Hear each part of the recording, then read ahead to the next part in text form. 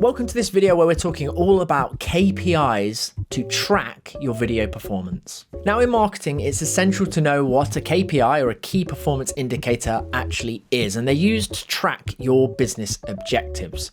Now being able to effectively analyze this data lets you know how successful your marketing efforts have been and what you need to change, if anything. Video is a long game. Sometimes you can have a campaign or a strategy, but you need to tweak it based on results. So how does this apply to video marketing specifically? Well, which KPIs should you actually be tracking for video content?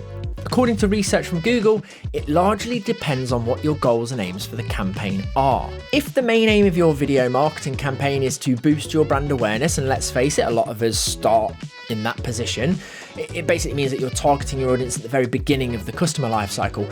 These are the KPIs that you should be tracking. Now, perhaps most obviously, tracking your view count will give you a numerical sense of the number of people your video has reached, and therefore how many people are actually aware of your brand or product or service. Next up is impressions, and these can help also. However, they are detected even if somebody only sees the first frame of your video.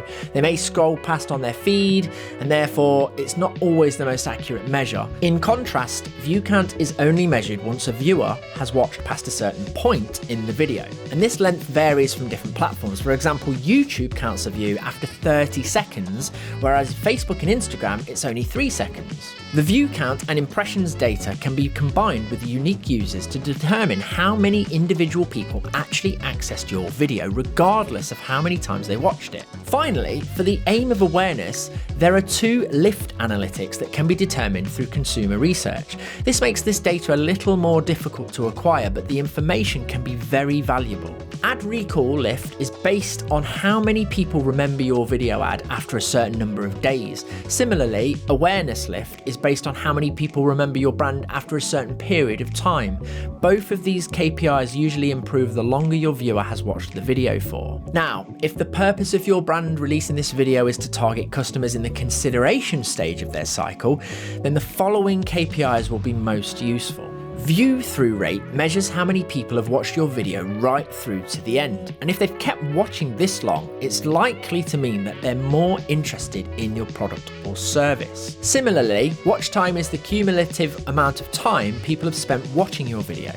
YouTube will favour videos with a higher watch time, and you can also combine this with the average view duration to see how engaging your videos have been for viewers. Again, for this stage, there are various lift analytics that can be gathered through customer surveys and questionnaires. Consideration lift helps you determine the likelihood of your viewers converting after watching a certain video. So if you're surveying multiple videos, this can help you get an idea of which ones are the most engaging. Brand interest lift measures the increase in interest in your brand, as well as being discovered through customer surveys. For this metric, you could also track increases in interactions or brand-related search queries.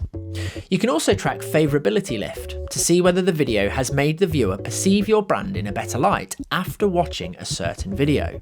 Finally, if you want your video to cause your viewer to take action, i.e. make a decision or purchase, the KPIs you should be tracking are different once again.